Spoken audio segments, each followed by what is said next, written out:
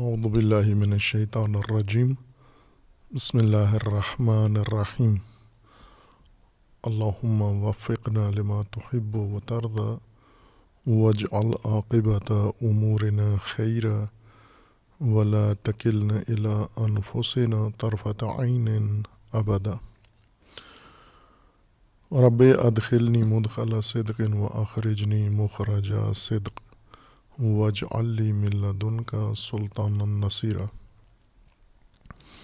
سورہ مبارکہ بقرہ آیہ کریمہ الذین یؤمنون بالغیب ویقیمون الصلاة ومما رزقناہم ینفقون۔ اس آیہ کریمہ میں ایمان بالغیب ہدایت کا پہلا رکن ذکر کیا گیا ہے کہ اشارہ ہوا تھا اصل موضوع جس میں جو ہدایت کا رکن ہے وہ ایمان ہے۔ ایمان بالغیب اس کا ایک حصہ ہے، ایک شعبہ ہے، اور چونکہ اہم شعبہ ہے اس لیے ابتدا میں ہی ایمان بالغیب کو نمایاں کر کے ہدایت کے مرکزی رکن کی حیثیت سے بیان کیا گیا ہے۔ اور ایمان سے مقصود بھی قرآن کریم نے خود واضح کر دیا ہے۔ ایمان یعنی انسان ان حقائق کے ذریعے سے اپنی زندگی اور زندگی کے مختلف متعلقات کو امن میں قرار دے۔ زندگی کا پورا دورانیہ، پورا طول جتنا بھی زندگی کا ہے، جہاں تک انسانی زندگی شمار ہوتی ہے، اس سب کے لیے اطمینان، اعتماد، وثوق و امن مہیا کرنا یہ ایمان ہے۔ دوسرا، ایمان کے بعد دوسرا اہم رکن اقامت الصلاۃ ہے۔ اقامت الصلاۃ میں جو متقین کے لیے عمل بیان کیا گیا ہے خصوصیت کے طور پر، وہ فعل اقامہ ہے، جو مکلفیت مومنین کے لیے مقرر کی گئی ہے، متقین کے لیے، کہ وہ اقامہ کریں، قائم کریں، استوار کریں، برپا کریں، کھڑا کریں صلاۃ کو۔ صلاۃ اشارہ کیا تھا کہ قرآن کریم میں ایمان کے بعد دوسرا اہم رکن ہے، اور فہم قرآن کے مطابق ہم صلاۃ کا حقیقی معنی جو قرآن کریم میں آیات کریمہ میں مقصود ہے، مد نظر رکھا گیا ہے، اور جس کو رکنیت حاصل ہے دین کے نظام میں، ہدایت میں، اس کو پہلے سمجھیں ہم، اور پھر اس کے باقی متعلقات کو جو صلاۃ سے مربوط ذکر کیا گیا ہے، جیسے جن حقائق کو یا جن مشتقات کو، متعلقات کو۔ صلاۃ عربی اقوال متعدد ہیں اہل لغت کے، لیکن اگر ہم تمام آیات کریمہ جن میں لفظ صلاۃ استعمال ہوا ہے اور آیات کریمہ کو باہم آپس میں مقایسہ کریں اور ان کو آپس میں ملاحظہ کریں، ملا کر، تو نتیجہ یہ نکلتا ہے کہ صلاۃ بھی دیگر معارف و مفردات قرآن کریم کی طرح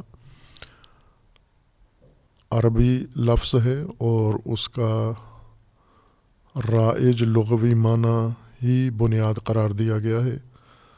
صلاۃ مادہ سلب سے لیا گیا ہے، اور مادہ سلب عربی لغت میں اس پیروی کے لیے اور اتباع کے لیے ذکر کیا جاتا ہے جس میں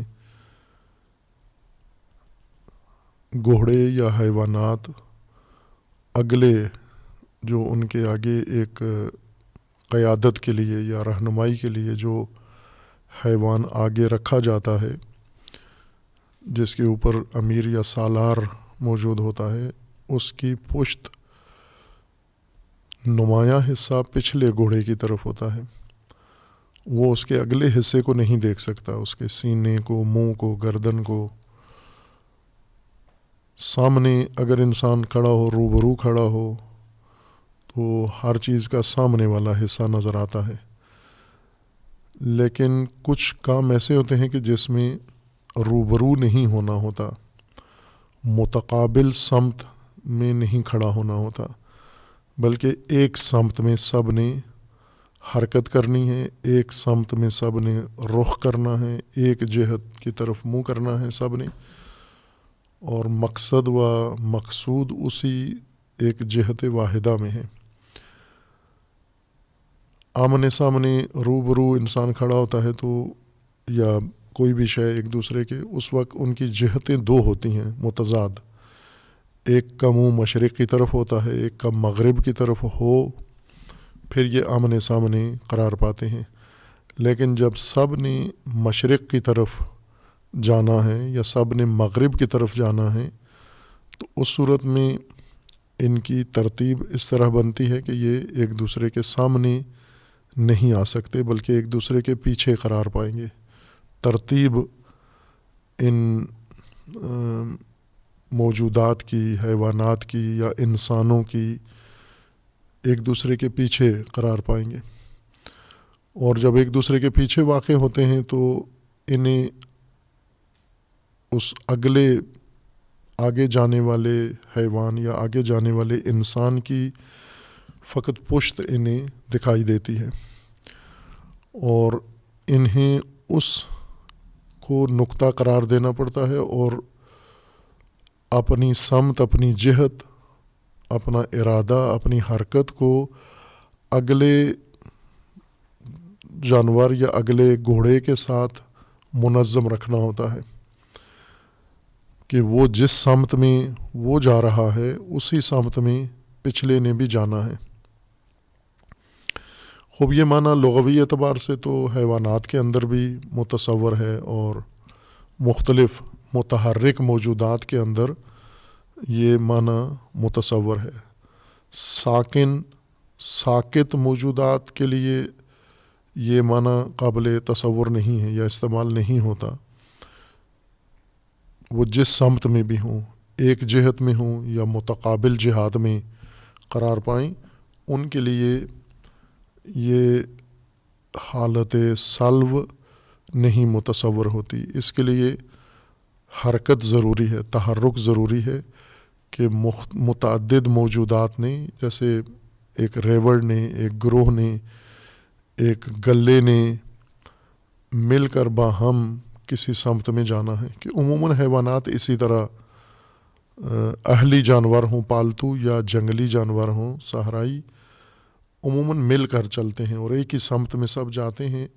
اور ان کے جانے کا طریقہ یہ ہوتا ہے کہ ایک ان کے آگے آگے چلتا ہے اور باقی سارے اس کے مطابق اپنی حرکت کو منظم کرتے ہیں. پچھلے حیوانات کا اگلے حیوان کے سلو پر نگاہ ہوتی ہے اور اس کے سلو کو یہ مد نظر رکھ کر اپنی حرکت اس کے پیچھے پیچھے انجام دیتے ہیں. بس سلو کا مطلب ہوتا ہے آگے متحرک شے کے اندر ایک مرکزیت مد نظر رکھ کر، ایک مرکزیت مان کر، اس مرکزیت کے مطابق اپنی حرکت، اپنی سکون، اپنی حرکات و سکنات اور اپنے تمام امور کو منظم کرنا، تنظیم کرنا، یہ سلو لغوی طور پر بنتا ہے. اور ظاہر ہے کہ پھر اس معنی کے لوازمات ہیں سلو کے. اصل سلو گھوڑے کی پشت کے اس مرکزی نقطے کو کہتے ہیں جو نمایاں ہوتا ہے پیچھے چلنے والے حیوان کے لیے. اسی اصطلاح کو قرآن کریم نے ہدایت کے نظام کے لیے چنا ہے. جیسے ایمان قرآن کریم نے رائج زبان لغت سے ایک لفظ اٹھایا ہے اور اس کو قرآنی ہدایت کی اصطلاح قرار دیا ہے۔ امن یہ ایک رائج لغت کا معنی ہے، ہر چیز کے لیے قابل تصور ہے امن خوف کے مقابلے میں، اور قرآن کریم نے اس کو انسانی حیات کے لیے لحاظ کیا ہے۔ امنیت جس طرح اللہ تعالیٰ نے تکوینی طور پر تمام موجودات کے لیے امن مہیا کیا ہے، اسی طرح امن کا ایک تشریعی نظام بھی حق تعالیٰ نے قائم کیا ہے انہی موجودات کے لیے، انسان کے لیے۔ اور امن کا تشریعی نظام انسان نے خود لاگو کرنا ہے۔ اللہ تعالیٰ نے اس کی تشریح کر دی ہے، تفاصیل بیان کر دی ہیں، جزیات ذکر کر دی ہیں، اور انسان کا خوف بھی بیان کر دیا ہے۔ اور قرآن میں اگر نہ بھی ہو تو بھی انسان کا ایک احساس وجدانی ہے، اندرونی احساس ہے کہ انسان متعدد جہات سے زندگی میں خوف رکھتا ہے۔ اس خوف کے پیش نظر امن کی تدبیر یہ ایمان ہے، امن کی فراہمی ایمان ہے۔ ظاہر ہے یہ امن مختلف وسائل اور مختلف وسائط سے حاصل ہوتا ہے۔ وہ ساری چیزیں اللہ تعالیٰ نے انسان کو فراہم کر دی ہیں، جیسے ایمان بالکتاب، یعنی یہ امن جو انسان کو مطلوب ہے، جو انسان کو خوف سے نجات دے سکتا ہے، وہ امن کتاب سے، کتاب وحی سے، کتاب منزل سے ہی حاصل ہو سکتا ہے، الہی منشور و آئین سے۔ کتاب قرآن کی اصطلاح میں یعنی وہ منشور و آئین جو اللہ تعالیٰ نے انسان کی زندگی کے لیے مدون و مرتب کیا ہے۔ خب اسی طرح دیگر حقائق جو ایمان کے متعلقات ذکر کیے گئے ہیں، صلاۃ بھی انسان کی ہدایت کے لیے رائج لفظ جو عربی میں ایک معنی میں رائج تھا، اس کے مترادف الفاظ دوسری تمام زبانوں میں بھی موجود ہیں، چونکہ یہ معنی عمومیت رکھتا ہے۔ ہم کسی بھی معاشرے کو لحاظ کر لیں، کسی قوم کو، تہذیب کو، جغرافیے کو مد نظر رکھیں تو اس میں ہمیں صلاۃ کا یا سالو کا یہ تصور نظر آتا ہے، حتیٰ انسانوں کے اندر بھی نظر آتا ہے، بے شک وہ مسلمان مومن نہ ہوں یا کوئی بھی دین نہ رکھتے ہوں، لیکن ان کی زندگی کے اندر یہ عمل مشہود ہوگا، یعنی وہ بعض امور اپنے کسی مرکزیت کے تحت انجام دے رہے ہوتے ہیں، اور اس مرکزیت کے ساتھ منسلک ہو کر، اس سے مرتبط ہو کر، اس سے وابستہ ہو کر، متصل ہو کر سارے اپنا کام انجام دیتے ہیں، مذہبی کام ہو یا غیر مذہبی کام ہو۔ مختلف جمعیتیں مختلف اپنی دنیاوی امور اس طرح سے انجام دیتے ہیں۔ یہ کسی نقطے کو مرکزیت مان کر اور اپنے تمام اعمال کو متمرکز کرنا، اس مرکز کے مطابق قرار دینا، منظم کرنا، یہ لغوی مطلب ہے سالو کا، جو عمومیت رکھتا ہے، مختص نہیں ہے دین کے ساتھ۔ قرآن کریم نے اسی عمل کو ہدایت کے لیے انتخاب کیا کہ ہدایت کے لیے بھی اس کی یہ ضرورت ہے یا یہ بنیاد ہے کہ انسان نے ہدایت یافتہ انسان، مومن انسان، یعنی جس کا ایک مقصد ہے اور اس مقصد کے لیے اس کے پاس ایک معین راستہ ہے اور اس نے اس مقصد کو حاصل کرنا ہے، اس انسان نے یہ اس مقصد کا حصول انسان کو مجبور کرتا ہے، یہ لازمی قرار دیتا ہے کہ وہ ایک مرکزیت کے ساتھ، ایک تمرکز کے ساتھ یہ کام کریں۔ اسی لیے یہ مرکزیت قرار دے کر، مد نظر رکھ کر اور سب کو اس کے مطابق حرکت کرنا، یہ معنی صلاۃ بن جاتا ہے، اور یہ ایک عمومی معنی ہے جو انسان کے مختلف اعمال اور افعال کے اوپر صدق کرتا ہے۔ یہ معنی لوگوں کے اندر راسخ کرنے کے لیے، ہدایت کہ اس نظام کو ایک عبادی شکل بھی دے دی گئی ہے، پابندی کے ساتھ ایک واجب اور فریضہ یومیہ روزانہ کا قرار دیا گیا ہے، اور اس کے دو پہلو ہیں، ایک پہلو اس کا عبادت کا ہے اور ایک پہلو اس کا مشق ہے عمومی زندگی کے نظم کو مرکزیت کے ساتھ بجا لانے کے لیے۔ خوب، اس نقطے کی پیش نظر عبادی عمل جس کو صلاۃ کہا گیا ہے وہ بھی ان تمام خصوصیات کی وجہ سے صلاۃ کہلاتا ہے۔ اس عبادت کا نام اسی وجہ سے صلاۃ پڑا ہے کہ اس کے اندر صلو کا بنیادی معنی لغوی معنی ملحوظ ہے، یعنی ایک جہت، ایک مرکزیت انسان کے سامنے رکھی جاتی ہے اور مختلف اعمال، مختلف حرکات، مختلف اذکار کا ایک مجموعہ بنایا گیا ہے عبادت کے طور پر، جس کو انسان نے ہم آہنگی کے ساتھ انجام دینا ہے، مرکزیت تمرکز کے ساتھ انجام دینا ہے۔ مرکزیت کے ساتھ بے این معنی کہ آگے کسی اور نے یہ کام انجام دینا ہے اور پیچھے کھڑے ہوئے انسان نے اس کے مطابق اس کی حرکات سکنات اور اس کے قیام و قعود کے مطابق اپنے تمام اعمال کو اس کے ساتھ ہم آہنگ کرنا ہے، اس طرح سے کہ اس پر سبقت نہ ہو، سابق وہی ہو جو آگے مقرر کیا گیا ہے، پیچھے جتنے ہیں یہ مسلین ہیں، وہ آگے جو کھڑا ہوا ہے وہ امام ہے، آگے ہونے کی وجہ سے وہ امام ہے اور پیچھے کھڑے ہوئے مسلین ہیں۔ عبادت کے معنی کے لحاظ سے وہ جو آگے امام کی حیثیت سے عبادت کر رہا ہے وہ بھی مصلی ہے، لیکن وہ امام کہلاتا ہے اس صلاۃ کے اندر، اس کو امام کہتے ہیں، پچھلے کو مصلی کہتے ہیں، یعنی جو اتباع کر رہا ہے، جو اس کی حرکات کے ساتھ اپنی حرکات اور سکنات کو منظم و ہم آہنگ بنائے ہوئے ہیں۔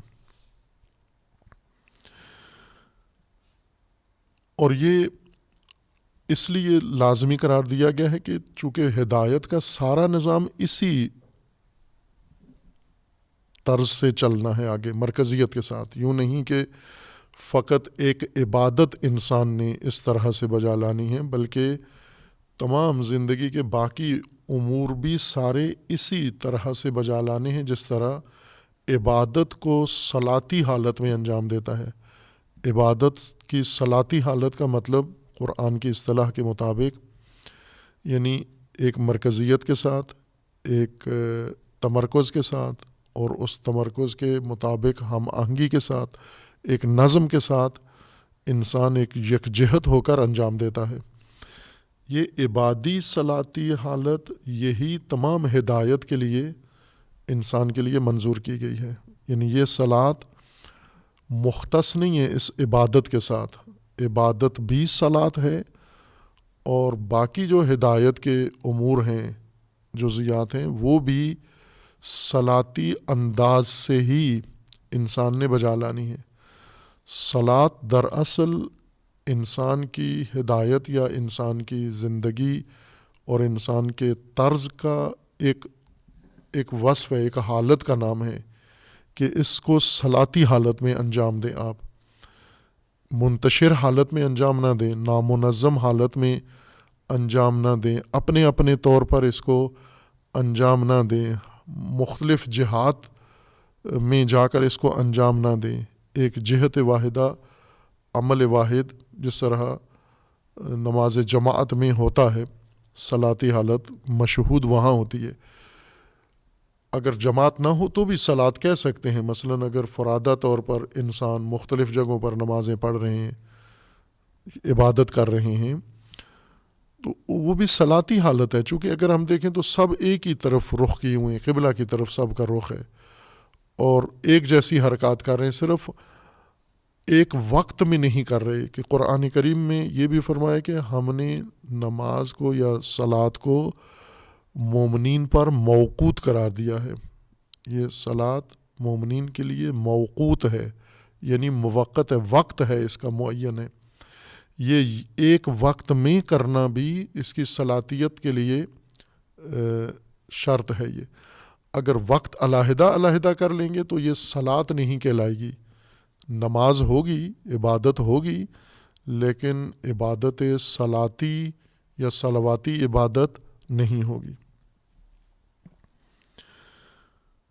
اور یہ جو صلاۃ ایک عبادت معینہ رکھی گئی ہے، جیسے اشارہ کیا تھا کہ اس کا مقصد ایک طرف سے عبودیت، اظہار بندگی ہے، اور دوسری طرف سے اس کا دوسرا مقصد اس کا عبادت و بندگی کا، اس عبادت و بندگی کے اندر یکجہتی ہے اور یکسانیت ہے، جو اصل معنی صلاۃ کا رکن ہے. اس کو یکجہتی کی وجہ سے صلاۃ کہیں گے ہم. اب اس کو جب ہم ترجمہ کیا ہے فارسی میں، اور فارسی سے اردو میں اور دیگر زبانوں کے اندر، اس کو نماز کہا ہے کہ یہ نماز ہے. اصولی طور پر نہیں ہونا چاہیے ترجمہ قرآن کریم کی ان مخصوص اصطلاحات کا، جیسے ایمان کا نہیں ہونا چاہیے ترجمہ.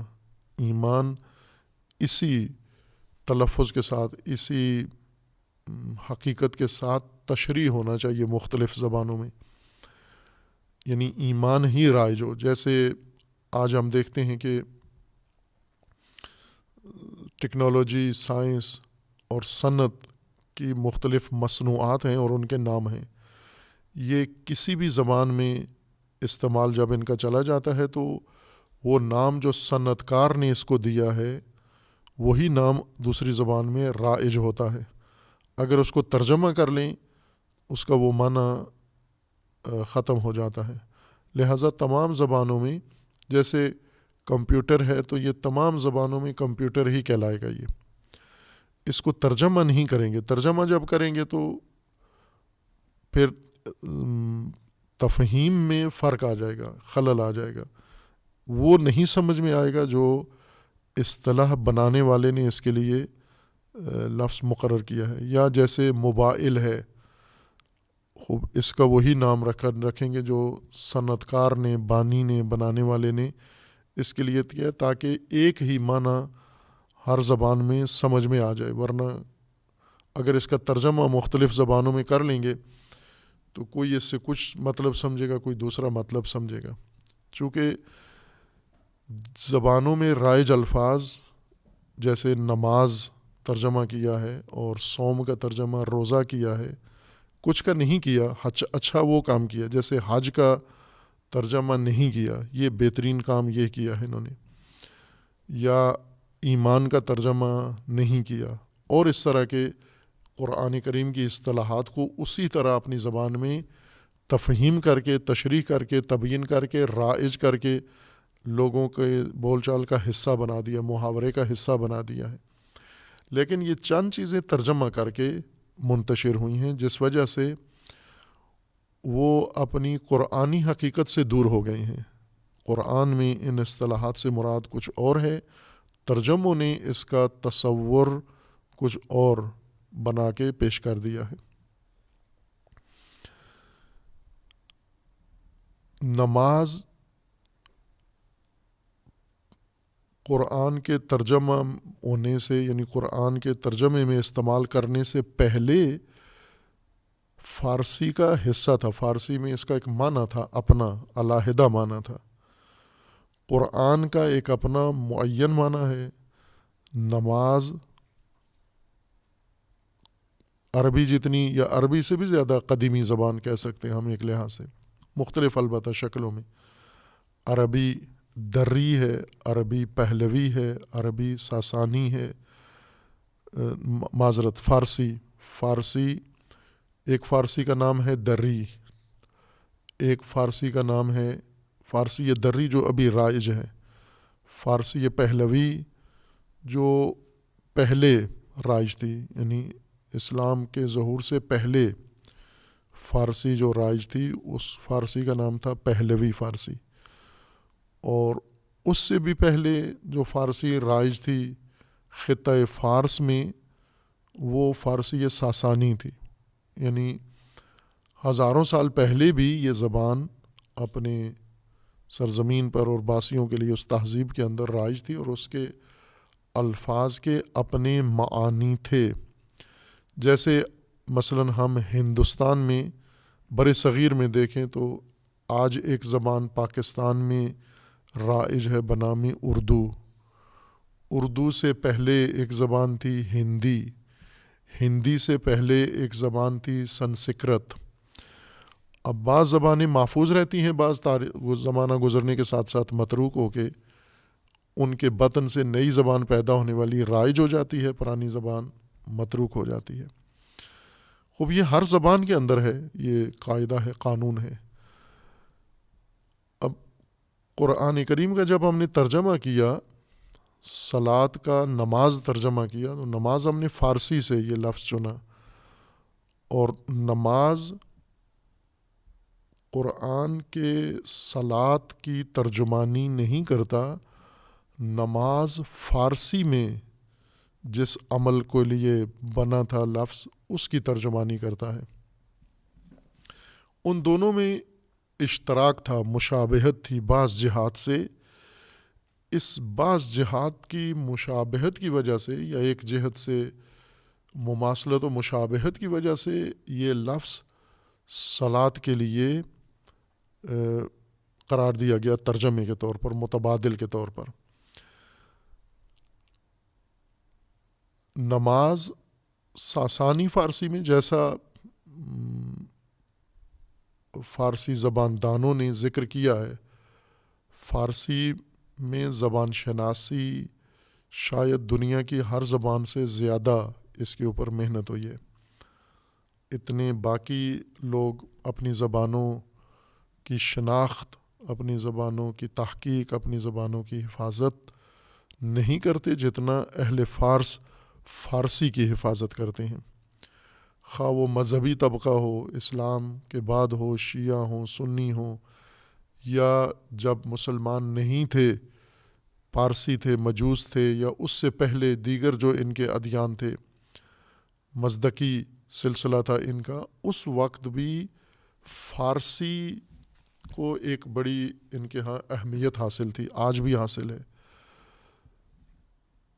اور فارسی زبان غیر فارسی میں تکلم آج بھی نہیں کرتے، اور فارسی کے علاوہ کسی زبان کو پسند نہیں کرتے. یہ ایک بڑی اہم بات یہ ہے کہ اپنی زبان کے علاوہ دیگر زبانوں کو ضرورت کے طور پر سیکھتے ہیں، حاصل کرتے ہیں، لیکن پسند نہیں کرتے. پسند فقط اپنی زبان کرتے ہیں، برخلاف پاکستانیوں کے کہ یہ اپنی زبان سے نفرت کرتے ہیں، حقارت سے اپنی زبان کو دیکھتے ہیں، پسند نہیں کرتے اردو کو. انہیں دوسری زبانیں پسند ہیں.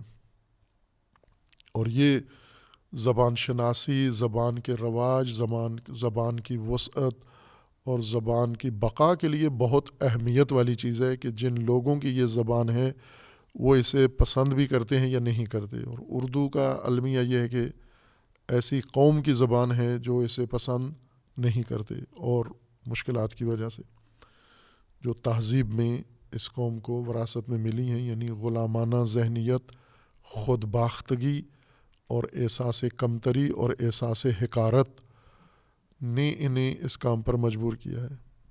یا جیسے ترکوں کے اندر یہ عمل شروع کیا گیا تھا کہ انہیں بھی اپنی زبان سے دور کرنے کے لیے کوشش کی گئی. فارسی زبان والوں کو اپنی زبان سے دور کرنے کے لیے بہت محنت کی گئی، لیکن چھوڑی نہیں انہوں نے اپنی زبان، اور وہ انس و محبت ان کا اپنے درمیان قائم ہے. ابھی مثلا فارسی زبان، کئی ملک ہیں جو فارسی بولتے ہیں اور ان کے اندر مختلف طبقات ہیں، کچھ مذہبی ہیں، کچھ غیر مذہبی ہیں، کچھ شیعہ ہیں، کچھ سنی ہیں، کچھ بے دین ہیں، لا مذہب ہیں، یا دیگر مذاہب سے، ادیان سے ان کا تعلق ہے. یہود ہیں، مسیحی ہیں، اور ارمنی ہیں، مختلف اقوام مختلف ہیں، لیکن یہ سب کے سب فارسی کے اوپر اتفاق رکھتے ہیں. فارسی میں ان کو کوئی ایسی چیز نہیں ہے جو فارسی میں ایک دوسرے، مثلا ایک مذہبی ایک غیر مذہبی، فارسی میں دونوں متفق ہیں، متحد ہیں، ایک زبان ان کو آپس میں جوڑ دیتی ہے. مذہب میں ایک دوسرے سے الگ ہو جاتے ہیں، زبان میں ایک ہو جاتے ہیں۔ خوب اس وجہ سے ان کے ہاں زبان دانی اور زبان شناسی کا عمل بہت منظم اور بہتر اور تحقیقی اور علمی ضوابط کے مطابق انجام پایا ہے۔ ایک ایک لفظ فارسی کا اس کی پوری تاریخ ہے کہ یہ لفظ کس حالت میں کس زبان میں تھا، پھر وہ لفظ دوسری زبان میں منتقل ہوا تو کیا حالت اس نے اختیار کی، وہ لفظ تیسری زبان میں تیسرے مرحلہ زبان میں جب شامل ہوا تو اس کی کیا کیفیت ہوئی، اور آج رائج شکل اس لفظ کی کیا ہے۔ اتنی محنت دوسری زبانوں میں نہیں نظر آتی۔ خوب اس کے مطابق نماز موجودہ دری فارسی میں نماز کہتے ہیں، اس سے پہلے پہلوی فارسی تھی جس میں اس کا تلفظ نماز ہوتا تھا، یعنی زے کے بجائے زے ایک نقطے والی، اس کے بجائے 3 نقطوں والی زے، جس کو یہ کے طور پر یہ اور زے کے درمیان تلفظ ہوتا ہے، اس تلفظ کے ساتھ اس کو لکھا بھی جاتا تھا اور پڑھا بھی جاتا تھا۔ اور اس سے پہلے ساسانی زبان میں اس کو نماک یا نماچ کہا جاتا تھا، چے کے ساتھ، یا نماک کہا جاتا تھا۔ خوب یہ تطور لفظ نماز کے لغوی طور پر فارسی کی تاریخ کے اندر موجود ہے، اور لفظ اس وجہ سے تاریخ اپنی رکھتا ہے چونکہ اصل یہ لفظ ایک معنی کی حکایت کرتا ہے، ایک معنی کے لیے مقرر کیا گیا تھا، وہ معنی جو فارسی تہذیب میں بہت ہی اہم معنی تھا، اور وہ معنی تھا تعظیم، یعنی خم ہو کر بادشاہ کے سامنے، سلطان کے سامنے، حاکم کے سامنے خم ہو کر اس کی تعظیم بجا لانا، یعنی بدن کو خم کرنا ایک خاص انداز سے جو تعظیم کی علامت ہو۔ یہ فارسوں میں ابھی تک بھی ہے، باقی اقوام کی نسبت فارسی میں یہ آداب فارسوں کے اندر زیادہ ہیں باقی اقوام کی نسبت، خصوصاً یہ تعظیمی الفاظ بھی زیادہ ہیں باقی زبانوں کی نسبت، اور اس کے عملی طریقے بھی زیادہ ہیں کہ کس طرح بادشاہ یا سلطان یا حاکم یا اس سے بھی آگے، چونکہ پارسی اور فارس میں جتنے بھی تاریخ ہمیں نظر آتی ہے تو ان کا کوئی نہ کوئی دین ہے پیچھے، کوئی مصدق کے بارے میں کہا جاتا ہے کہ وہ اس نے مذہب سے ہٹ کر تعلیم دی تھی۔ کمیونسٹ یا سوشلسٹ اپنے آپ کو کہتے ہیں کہ ہم مصدق کے پیروکار ہیں، لیکن تاریخی طور پر وہ بھی ایک مذہب کا پیروکار تھا، یا ایک مذہب کا بانی تھا، ایک مذہب کا رہبر تھا جس نے اپنا مذہب وہاں پر لوگوں کو پہچانوایا۔ اس کے اصول موجود ہیں کہ علامہ اقبال نے بھی اپنے کلام میں اس کی طرف اشارہ کیا ہے، یعنی لا مذہبیت نہیں تھی، وہ بھی ایک مذہب تھا، اور اس مذہب میں جو رائج اور معروف مذاہب ہیں ان کے ایک سنویت ہے، یعنی ایرانی یا فارس اہل فارس مذہبی طور پر 2 خداؤں کے قائل تھے، اہریمن اور یزدان، یعنی خیر اور شر کے علیحدہ علیحدہ خدا رب، ایک خدا کے قائل تھے یہ خیر کا خدا ہے اور ایک خدا شر کا کہہ لیتے تھے، چونکہ خیر و شر میں تضاد ہے اور خیر و شر ایک خدا سے دونوں منسوب نہیں ہو سکتے، لہٰذا وہ 2 منبع قائل تھے، اہریمن اور یزدان۔ ایک مذہب جو ان کا ہے، یعنی اسی اعتقاد کے ساتھ ساتھ، وہ ہے آتش پرستی، کہ یہ آگ کی پرستش کرتے تھے، جو ابھی بھی ان کی ثقافت میں ہے۔ ہر سال نوروز کے موقع پر آخری بدھ، نوروز سے پہلے جو پچھلے سال کا آخری بدھ ہوتا ہے، تو آج بھی باوجود حکومت اسلامی کے ایرانی اس عمل کا مظاہرہ کرتے ہیں، یعنی آگ جلاتے ہیں، آگ میں کودتے ہیں، آگ کا طواف کرتے ہیں اور آگ کے لیے بڑی خاص اہمیت کے قائل ہیں. جس طرح ہندوستان میں اگنی یعنی آگ ایک خاص ان کے مذہب کا حصہ ہے، عبادت کا حصہ ہے. وہ جب کوئی بھی مذہبی عمل انجام دیتے ہیں تو وہ آگ، علامتی آگ کے ذریعے کرتے ہیں اور اپنے مردوں کو بھی آگ میں ڈال دیتے ہیں، چونکہ ان کے نزدیک آگ یہ ایک رحمت ہے. آگ کے ذریعے سے بھگوان اور آگ کے ذریعے سے جس مبدا کے بھی قائل ہیں وہ در حقیقت آگ کے ذریعے سے سارے فیض یا انسان کو ضروریات پہنچاتا ہے. پارسیوں کے اندر بھی آگ کی پرستش تھی، موجود تھی، اور بعضوں نے لکھا ہے کہ ستارہ پرست بھی رہے ہیں سابعین کے بارے میں کہ یہ ایران ہی کے ایک خطے میں تھے، بلکہ ابھی بھی کہا جاتا ہے کہ شاید یہ اہواز کے علاقے میں کسی جگہ مقیم ہیں یہ لوگ. باہر کے مذاہب کی مختلف شکلیں تاریخ میں رہی ہیں، لیکن ان تمام مذہبی شکلوں میں ایک چیز ان کے اندر مشترک تھی، اور وہ جن چیزوں کو مانتے تھے، مثلا یزدان کو اگر خدا مانتے تھے یہ، یا آگ کو مانتے تھے، یہ پرستش کرتے ہوئے آگ کو درجہ دیتے تھے نعوذ باللہ خدا کا، یا کسی اور شے کو خدا مانتے تھے، اس کی نسبت تعظیم بھی کرتے تھے، اور پھر سلاطین کی بھی تعظیم کرتے تھے، مذہبی اور روحانی پیشواؤں کی بھی تعظیم کرتے تھے. اس تعظیم کا طریقہ ان کا یہ تھا کہ وہ خاص لباس پہنتے تھے اور خاص اس کے آداب تھے. اس آداب کے مطابق ایک معین جگہ پر حاضر ہوتے، حاضر ہو کر جب بادشاہ سامنے آتا یا جب عبادت کا وقت ہوتا، جو موبد ان کا ہوتا تھا پیشوا روحانی، وہ جب اعلان کرتا تھا تو یہ سب خم ہوتے تھے، اپنی کمر جھکا کے، بعض اوقات سینوں پہ ہاتھ رکھ کے، اور بعض اوقات دیگر انداز میں. اس کو آج کی فارسی زبان میں کرنش کہتے ہیں.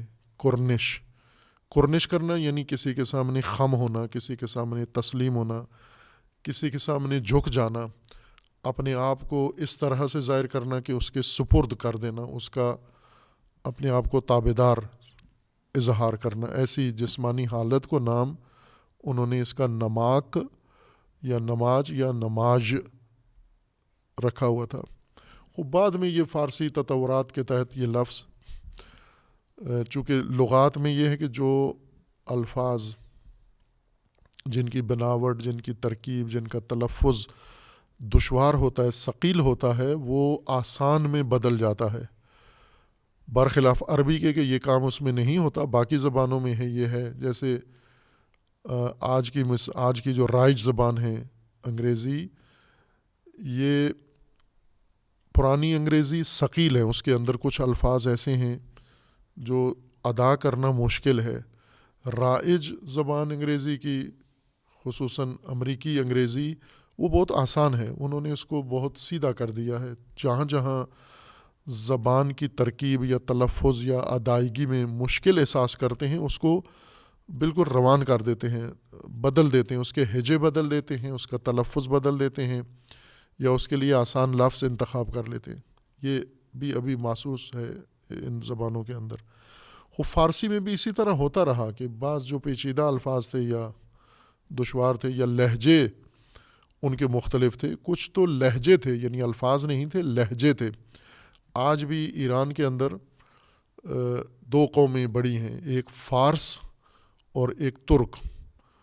فارس وہ لوگ ہوتے ہیں جن کی مادری زبان ہی فارسی ہے، اور ترک جن کی اصل مادری زبان ترکی ہے، لیکن آذری یا ترکی اس کو کہتے ہیں، لیکن ایرانی ہونے کی وجہ سے فارسی بھی جانتے ہیں. جیسے پاکستان میں پشتون ہیں یا بلوچ ہیں یا سندھی ہیں کہ ان کی اصل زبان، مادری زبان سندھی ہے، لیکن قومی زبان کو بھی جانتے ہیں، اردو بھی جانتے ہیں. یہ ترکوں کا لہجہ فارسی میں علیحدہ ہے. ترک جب فارسی بولتے ہیں تو اپنے لہجے میں ہی بولتے ہیں، اور ہمیں یہ لگتا ہے کہ وہ گویا کوئی اور لفظ تلفظ کر رہے ہیں.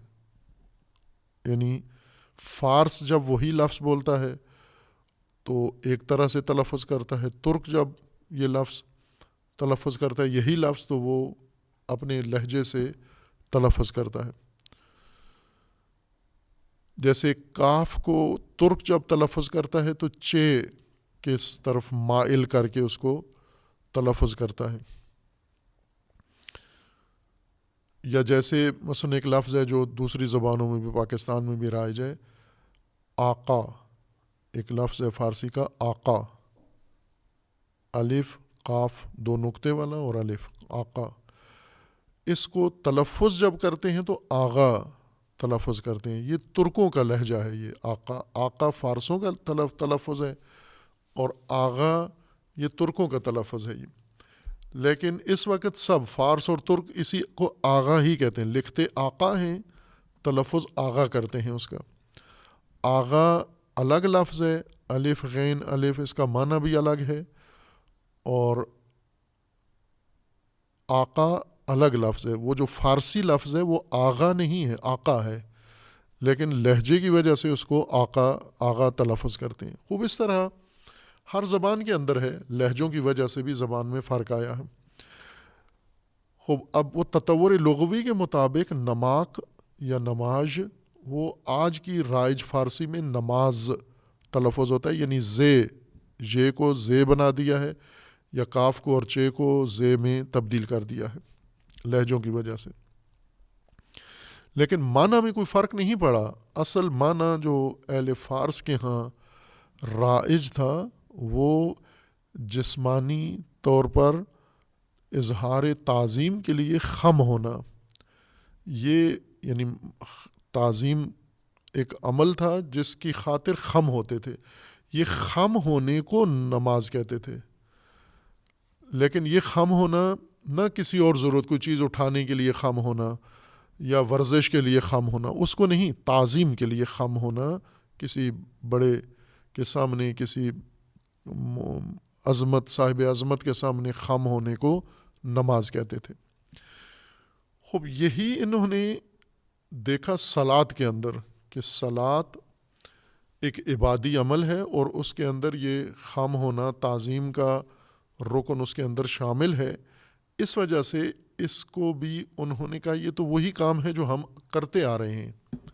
یعنی جب مسلمان آئے اور انہوں نے صلات عبادی انجام دی تو ایرانیوں کے لیے کوئی اجنبی کام نہیں تھا. انہوں نے کہا یہ تو ہم کرتے ہیں، یہ خم ہو کر تعظیم کرنا.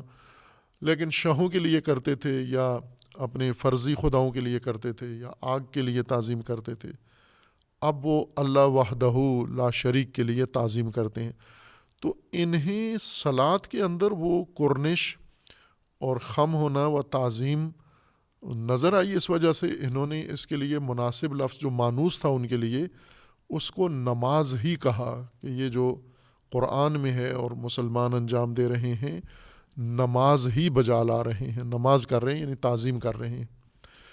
خوب نماز اور صلات میں صرف یہ ایک چیز مشترک ہے آپس میں، یعنی تعظیم کے لیے اپنی جسمانی حرکت انجام دینا جس سے تعظیم، احترام کا شائبہ ملتا ہو. خوب نماز میں، صلات میں ہے سجدہ کیا جاتا ہے، تو اس سے یہی ہوتا ہے کہ اللہ کی بارگاہ میں جب انسان پیشانی ٹیکتا ہے یا رکوع کرتا ہے یا دیگر جو متعلقہ اعمال صلاتی انجام دیتا ہے، تو اس کے اندر تعظیم ایک اہم رکن ہے، اس کے اندر یہ موجود ہے.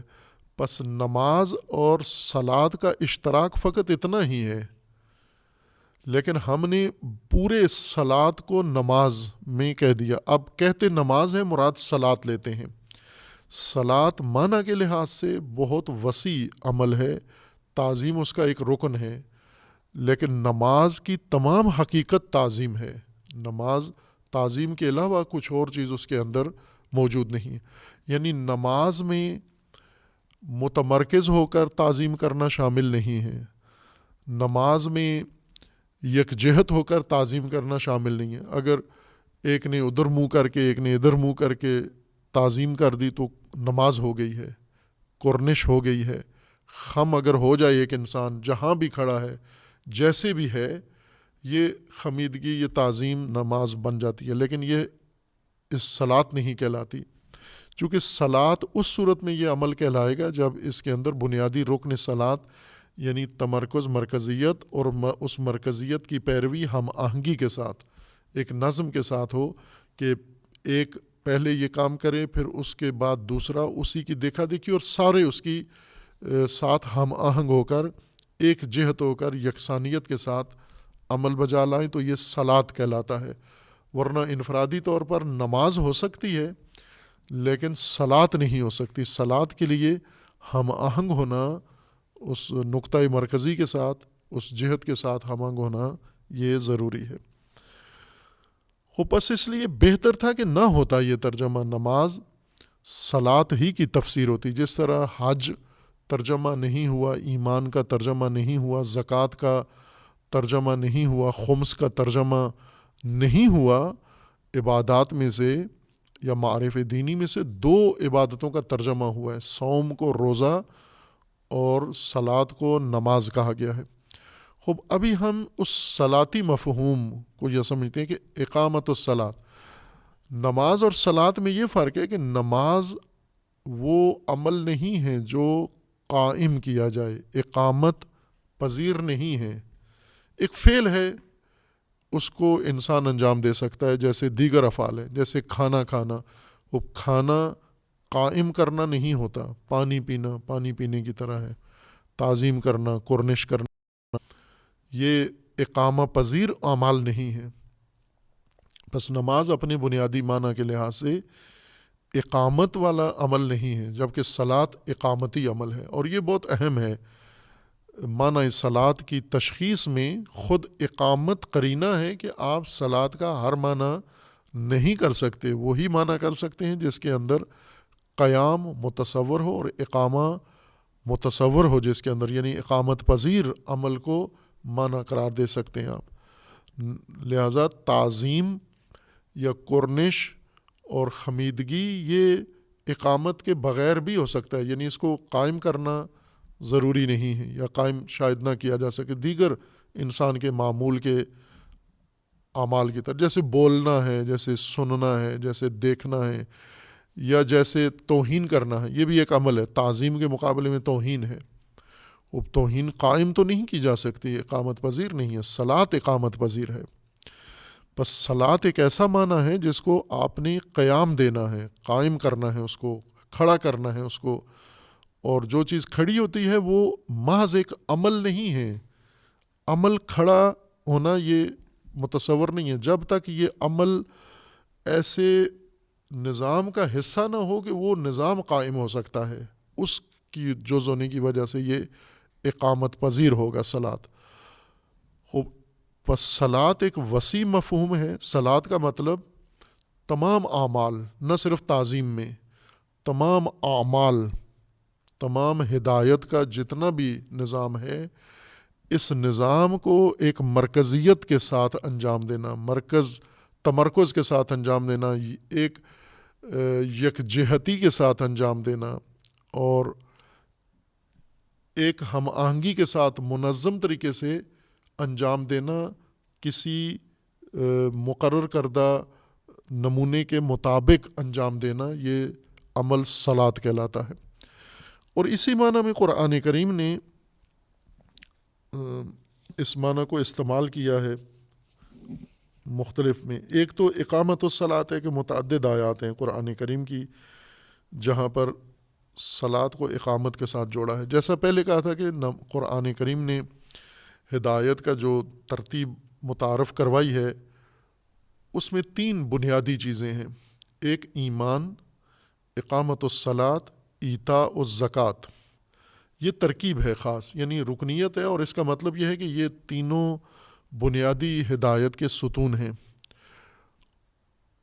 ایک ایمان ہے، یعنی امن کی فراہمی، امنیت، دوسرا صلاۃ ہے، مرکزیت، اور اتباع پیروی ایک یکجہتی کے ساتھ اس سارے کام کو کرنا ہے۔ امن بھی پوری زندگی کے اوپر سایہ فگن ہو، یعنی یوں نہیں ہے کہ ایک عمل دوسرے اعمال کے مقابلے میں امن کہلائے گا۔ امن کو یا ایمان کو ہم ایک خاص عمل قرار دیں دیگر اعمال کے مقابلے میں۔ عمل ایمان یعنی امن کی فراہمی وہ فریضہ ہے یا وہ عمل ہے جو تمام اعمال کے ساتھ جڑا ہوا ہے۔ امن کا تعلق ہر چیز کے ساتھ آ جاتا ہے، یعنی اس کی بنیاد ایمان ہوگی، ایمان اس کے ساتھ جڑا ہوا ہوگا ہر چیز کے ساتھ۔ مثلا گفتگو ہے انسان کرتا ہے تو ایمان وہاں بھی انسان کو درکار ہے، سنتا ہے امن وہاں بھی انسان کو درکار ہے، سوچتا ہے فکر کرتا ہے امن وہاں بھی انسان کے لیے لازمی ہے، اقدام کرتا ہے، فیصلہ کرتا ہے، ارادہ کرتا ہے، کوئی اجتماعی عمل کرتا ہے، سماجی عمل کرتا ہے، معاہدہ کرتا ہے، کچھ بھی کرتا ہے، یہاں پر وہ امن ملحوظ رہے۔ یہاں پر یہ نہ ہو کہ امن کو نظر انداز کر کے آپ یہ سارے کام کرتے جائیں اور امن کو ایک علیحدہ عمل کے طور پر شمار کریں کہ میں نے بس صبح اٹھتے ہی ایمان کر لیا تھا، اب باقی دن سارا ایمان کے بغیر دوسرے کام کرنے ہیں میں نے۔ بلکہ جو کچھ آپ نے عمر بھر کرنا ہے، ہر فعل انجام دینا ہے، وہ ایمان کے ساتھ جوڑ کے کرنا ہے، ایمان کو اس کے اندر ملحوظ رکھ کر کرنا ہے، بلکہ ایمان کو پہلے اس کے اندر فراہم کر کے تسلی کر کے پھر جب اعتماد ہو جائے، اطمینان ہو جائے، اطمینان کے بعد اس کا ارتکاب کرنا ہے، اطمینان کو پہلے وہاں پر ثابت کرنا ہے، فراہم کرنا ہے۔ خوب اسی طرح عمل صلاۃ یہ بھی پورے نظام ہدایت کے ساتھ ہم آہنگی کو صلاۃ کہیں گے سب، اور قرآن نے اسی معنی میں بیان فرمایا ہے۔ اس کو پہلے دیگر مناسبتوں سے ہم نے یہ آیات چاند ایک ان میں سے پہلے بیان کی ہوئی ہیں، جیسے خطبات جمعہ میں تقویٰ کے تفسیر کے ضمن میں، لیکن یہاں تفسیر میں اس معنی صلاۃ کو روشن کرنے کے لیے ان آیات کو سرسری طور پر دیکھ لیتے ہیں، ان کی اصل تفسیر اپنے مقام پر آئے گی۔ ان میں سے ایک نمونہ اس کا خداوند تبارک و تعالیٰ نے حضرت موسیٰ علیہ السلام کو حکم دیا ہے کہ آپ کیا کریں، اپنی قوم کی نجات کے لیے جو اللہ تعالیٰ نے ایک پورا نظام بتایا، ترتیب بتائی، ترکیب بتائی، تدبیر بتائی کہ آپ شروع یہاں سے کریں اور یہ امور انجام دیں اور پھر اس میں اقامت الصلاۃ کریں۔ خوب وہاں اشارہ کیا تھا کہ یہ اقامت الصلاۃ جو اس آیہ شریفہ میں حضرت موسیٰ و حضرت ہارون دونوں کو اللہ تعالیٰ نے حکم دیا کہ بنی اسرائیل کی نجات کے لیے آپ ایک جگہ معین کریں، اس جگہ کو معین کرنے کے بعد وہاں پر بیوت تعمیر کریں اور ان بیوت کے اندر آپ اقامت الصلاۃ کریں۔ سورہ یونس میں آیا 87 میں، سورہ مبارکہ یونس میں، اس سے پہلے ذکر ہے حضرت موسیٰ علیہ السلام کا اور قوم بنی اسرائیل کا، جو ماجرا ہوا جادوگروں کے ساتھ۔ فرعون نے جو چال چلی تھی حضرت موسیٰ علیہ السلام کو زج کرنے کے لیے کہ یہ جادوگر ہیں، جادوگر بلائے مقابلہ کریں تاکہ لوگوں کے نظروں میں اس عمل کو، دعوت حضرت موسیٰ علیہ السلام کو خراب کریں، اس لیے اس نے یہ رنگ دینے کی کوشش کی اور اس میں خود رسوا ہو گیا۔ خوب اس کے بعد حضرت موسیٰ علیہ السلام کا فرمان وقال موسیٰ یا قوم ان کنتم آمنتم باللہ فعلیہ توکلوا ان کنتم مسلمین۔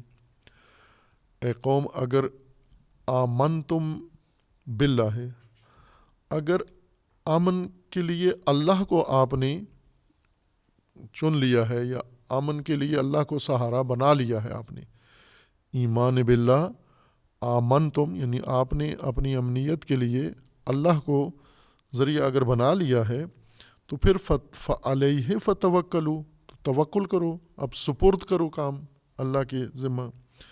ان کنتم مسلمین، اگر مسلم ہو، مسلم یعنی اگر تسلیم ہو گئے ہو اللہ کے سامنے، اللہ کے نظام کے سامنے، تو آپ یہ کام کرو. فقالوا علی اللہ توکلنا، تو انہوں نے کہا کہ ایسا ہی ہے، ہم چونکہ اللہ پر ایمان لے آئے ہیں، یا اللہ کو ہم نے اپنے امن کا ذریعہ مان لیا ہے، سہارا مان لیا ہے، اب ہم توکل بھی اللہ پر کرتے ہیں. توکل اللہ کا مطلب یہ ہوتا ہے کہ تمام امور اب اللہ کے سپرد، اللہ کی تدبیر کے مطابق کرو. پھر اگر اللہ کو امن کا مان لیا آپ نے ذریعہ سبب، تو اس کی علامت یہ ہے کہ اب تمام معاملات اللہ کے حوالے کر دو.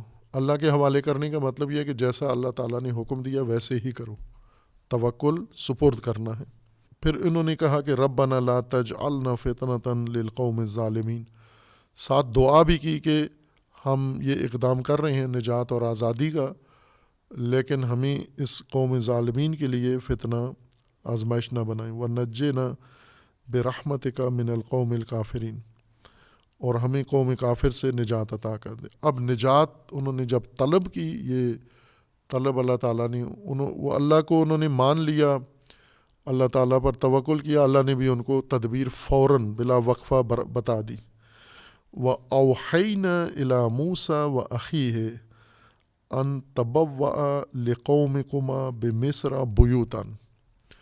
اللہ تعالیٰ نے وحی کی موسیٰ اور موسیٰ کے بھائی ہارون کو، ان تبوّأ لقومکما، ایک جگہ مختص کریں.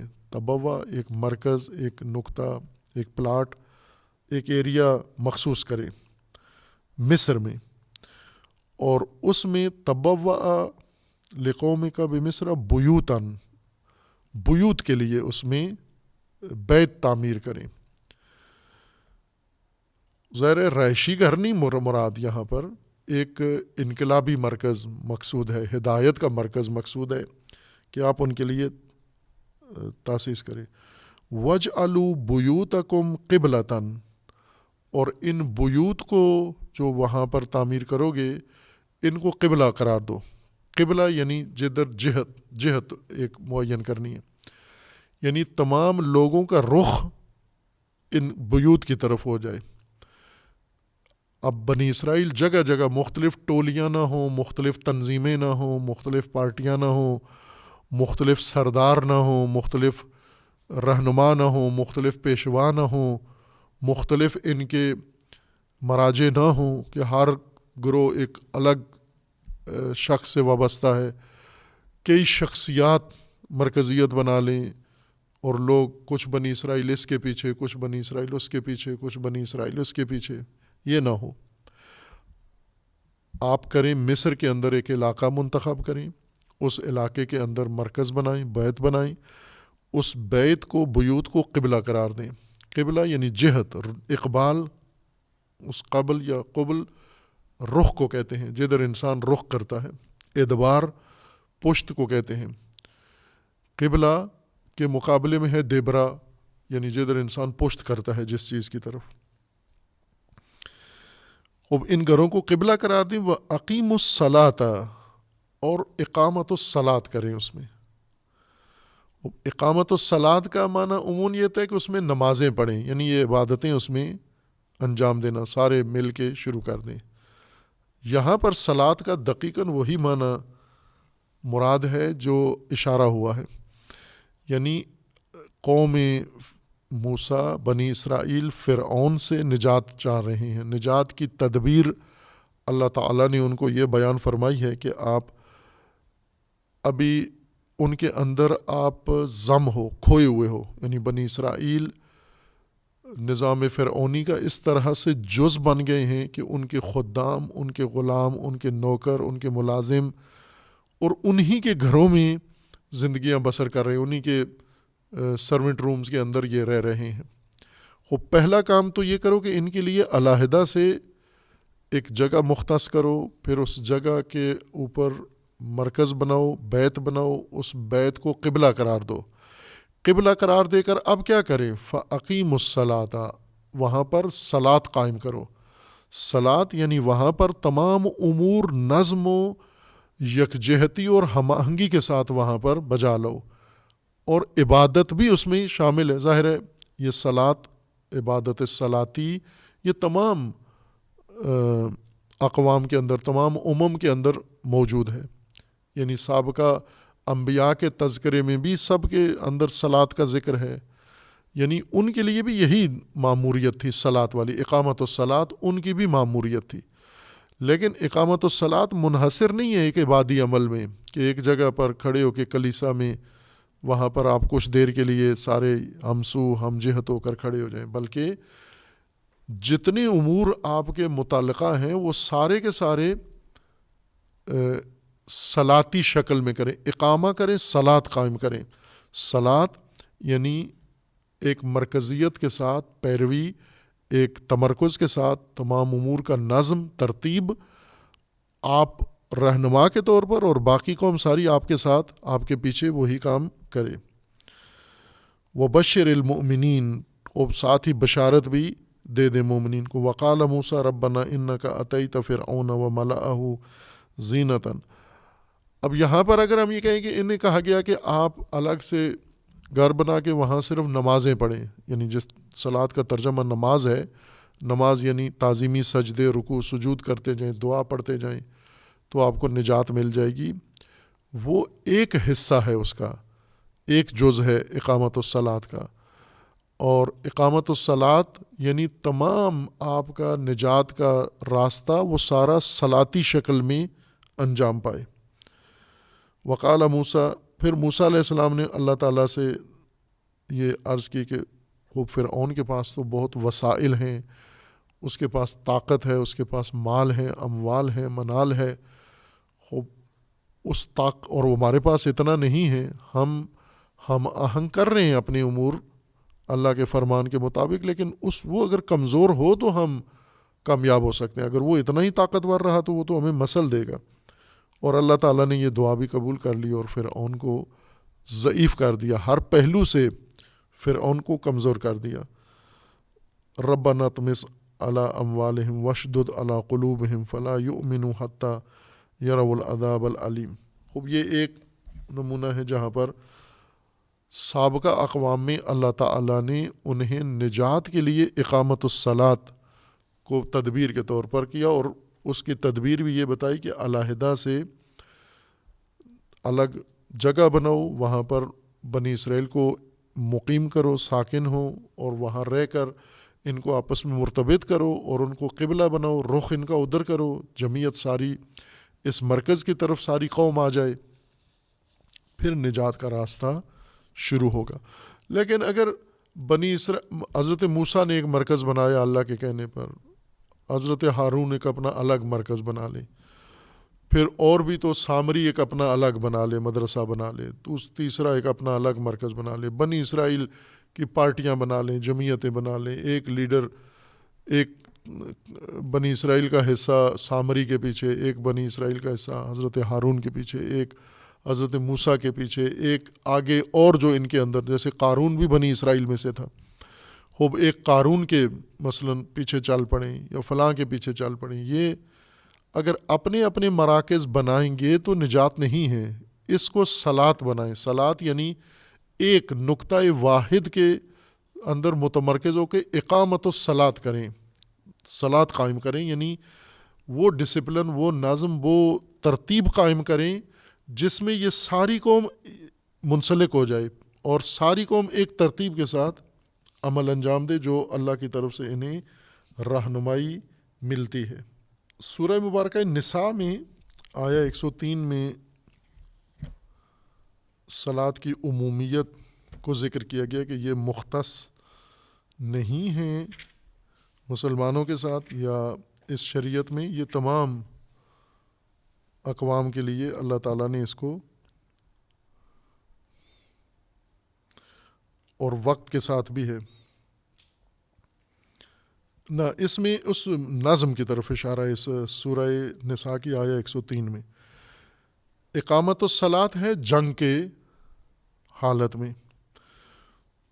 وَإِذَا كُنْتَ فِيهِمْ فَأَقَمْتَ لَهُمُ الصَّلَاةَ فَلْتَقُمْ طَائِفَةٌ مِّنْهُمْ مَعَكَ وَلْيَأْخُذُوا أَسْلِحَتَهُمْ فَإِذَا سَجَدُوا فَلْيَكُونُوا مِنْ وَرَائِكُمْ وَلْتَأْتِ طَائِفَةٌ أُخْرَى لَمْ يُصَلُّوا فَلْيُصَلُّوا مَعَكَ وَلْيَأْخُذُوا حذرهم وأسلحتهم ود الذين كفروا لو تغفلون عن أسلحتكم وأمتعتكم فيميلون عليكم ميلة واحدة ولا جناح عليكم إن كان بكم إذن من مطر أو كنتم مرضى أن تضعوا أسلحتكم وخذوا حذركم إن الله أعد للكافرين عذابا مهينا۔ خوب یہ جنگ کے دوران اقامت الصلاۃ کا حکم ہے کہ کس طرح سے وہاں پر آپ نے صلاۃ قائم کرنی ہے جنگ کے اثناء میں، جنگ کے دوران۔ اور بہت خوبصورت ترتیب رہنمائی ہے کہ اس طرح سے آپ اقامت الصلاۃ بھی کریں گے اور اس طرح سے آپ جنگ بھی کریں گے۔ فَإِذَا قَضَيْ، یعنی یہاں پر یہ عمل عبادی مقصود ہے، جنگ کے دوران صلاۃ عبادی آپ نے انجام دینی ہے، یہ جس کو صلاۃ معینہ عمل عبادی مقرر کیا گیا ہے۔ فَإِذَا قَضَيْتُمُ الصَّلَاةَ فَاذْكُرُوا اللَّهَ قِيَامًا وَقُعُودًا وَعَلَى جُنُوبِكُمْ فَإِذَا اطْمَأْنَنْتُمْ فَأَقِيمُوا الصَّلَاةَ إِنَّ الصَّلَاةَ كَانَتْ عَلَى الْمُؤْمِنِينَ كِتَابًا مَوْقُوتًا۔ خوب یہ حتماً قائم کرنی ہے صلاۃ، اقامہ صلاۃ اثناء جنگ میں، یعنی کوئی چیز مستثنا نہیں ہے، کوئی زندگی کا حالت کیفیت انسان کی مستثنا نہیں ہے جس میں اقامت الصلاۃ نہیں کرنا آپ نے۔ خوب یہ بنیادی رکن ہے، اس کو جاری رکھنا ہے آپ نے۔ اور ساتھ یہ بتا دیا کہ ان الصلاۃ کانت علی المؤمنین کتابا موقوتا، یہ کتاب موقوت ہے، یہ وہ عمل ہے انسانوں کے لیے مقرر کر دیا گیا ہے جو ایک تو کتاب ہے، یعنی ایک نظم و ترتیب ہے اس کے اندر، اور دوسرا وقت کے ساتھ معین ہے، اس کا وقت معین ہے۔ چونکہ اس کے صلاۃ ہونے کے لیے یہ ضروری ہے کہ جب ایک مرکزیت کے ساتھ، ہم آہنگی کے ساتھ، یکجہتی کے ساتھ کرنا ہے تو وقت بھی اس کا معین ہو، ورنہ ہر آدمی الگ الگ وقت پہ یہی عمل قرنش انجام دے تو نماز تو پڑھ لے گا، صلاۃ نہیں پڑھے گا۔ صلاۃ اس صورت میں ہوگی کہ یہ موقوت اسی وقت معین کے اندر انجام پائیے اور سب اس کو انجام دے۔ اگر اس میں کوئی جنگ کی وجہ سے حالات اضطراری آ جاتے ہیں تو اس میں بھی کیفیت بتا دی گئی ہے کہ وہاں پر بھی صلاتی عنوان اس کا قائم رہے، یہ نہیں ہے کہ وہاں پر بھی صرف تعظیم ہو الگ الگ، بلکہ وہ صلاتی عنوان اس کا ہو۔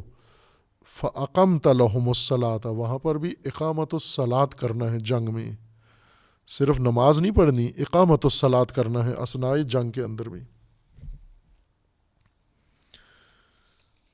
خوب اسی طرح آیات دیگر میں ہے، جیسے سورہ مبارکہ بقرہ میں ہے اور جگہ پر ہے وَاسْتَعِینُوا بِالصَّبْرِ وَالصَّلَاةِ وَإِنَّهَا لَكَبِیرَةٌ إِلَّا عَلَى الْخَاشِعِینَ۔ صبر و صلاۃ سے استعانت لیں آپ۔ خوب صبر تو صبر کی ردیف میں صلاۃ کو رکھا گیا ہے، اور جہاں انسان استعانت ضرورت ہے، جیسے پہلے ایاک نستعین میں کیا آئے ہیں، اون کس کو کہتے ہیں، کس مدد کو کہتے ہیں، اور کیسے انسان اللہ سے طلب کرتا ہے۔ اب ہم نے کہہ دیا ایاک نستعین تو اللہ نے جواب بھی دے دیا کہ استعینوا بالصبر والصلاۃ، آپ اللہ سے اعانت چاہتے ہو، استعانت کیا ہے تو اللہ نے استعانت کا جواب اعانت کی صورت میں دے دیا ہے کہ یہ لو اون کیا ہے، صبر ہے، استقامت اور صلاۃ ہے۔ اب صلاۃ یہاں کیسے ہمیں صبر کی طرح اس سے نتیجہ لے سکتے ہیں؟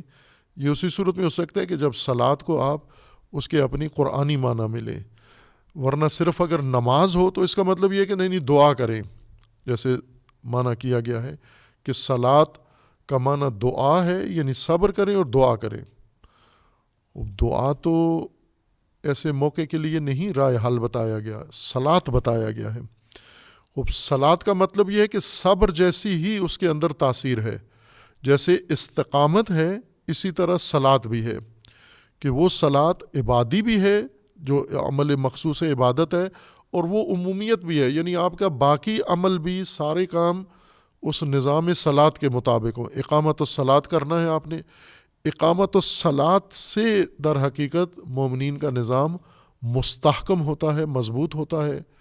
اس لیے صلاۃ کو ایمان کے بعد بنیادی رکنیت دین میں اور ہدایت میں گئی، اور باقی تمام مراحل اس کا نتیجہ ہیں، صلاۃ کا نتیجہ ہیں. جیسے الگ روایات میں ہیں، ابھی وقت ہمارا تمام ہے، ان روایات کو بعد میں ذکر کریں گے کہ صلاۃ کے آثار کیا ہیں. صلاۃ کے آثار یہ ہیں کہ یہ تنہا عن الفحشاء والمنکر، منکرات ختم کر دیتی ہے صلاۃ، فحشا ختم ہو جاتا ہے صلاۃ سے. خوب صلاۃ کو اگر آپ اس معنی قرآنی میں لیں تو پھر یہ تاثیر اس کے اندر نظر آتی ہے کہ اگر اقامت الصلاۃ ہو، یعنی صلاۃ، نظام صلاۃ قائم ہو جائے، یہ ہم آہنگی کے ساتھ سارے یکجہت ہو جائیں، یکسو ہو جائیں، ایک نظام کے ساتھ متصل ہو کے عبادتیں بھی اور غیر عبادتیں سب ہم آہنگ کریں، صلاتی عنوان سے کریں، کو منکرات کہاں سار اٹھائیں گے؟ منکرات تو اس وقت ہوتے ہیں کہ جب آپ غیر صلاتی دین اختیار کیے ہوئے ہو. یہاں پر منکرات بھی، فحشا بھی پیدا ہو جاتا ہے. ورنہ خود صلاۃ، ان الصلاۃ تنہا عن الفحشاء والمنکر، یہ نتائج بھی اس بات کی دلیل ہیں کہ صلاۃ ایک ایسی کیفیت کا نام ہے جو اس عبادت کے اندر انسان سیکھتا ہے اور سیکھ کر اس کو اپنے پورے دینی زندگی پر اور اپنی پوری حیات پر لاگو کرتا ہے. اور وہ یہی ہے کہ ہم اللہ تعالیٰ نے جو ہمارے لیے معین کر دیا ہے جس چیز کو، جیسا فرمایا اللہ تعالیٰ نے کہ اقم وجہک للدین، دین کی طرف رخ کرو، دین کی طرف رخ کرو. خوب دین کی طرف رخ جب ہو جائے تو پھر صلاۃ خود پیدا ہو جاتی ہے، یعنی حالت صلاتیت آ جاتی ہے. صلاۃ کیا ہے کہ ایک نقطے کو مرکز بنا کر اس کے پیچھے چلنا، وہ کیا ہے؟ دین. فَأَقِمْ وَجْهَكَ لِلدِّينِ حنیفہ، حنیفاً دین کو مد نظر قرار دو، نصب العین قرار دو. خوب یہ جو آپ نے نصب العین قرار دیا ہے، یعنی اگر ہم صلاۃ کا صحیح لغوی معنی کریں سلوے حیوان سے، تو اس کا مطلب یہ ہوتا ہے کہ ایک نقطے کو نصب العین قرار دو. نصب العین یعنی آنکھیں جہاں پر ٹکا لی ہیں آپ نے، اور تمام اعمال میں، اٹھنے بیٹھنے میں، سب میں نگاہیں وہیں پر لگی ہوئی ہوں.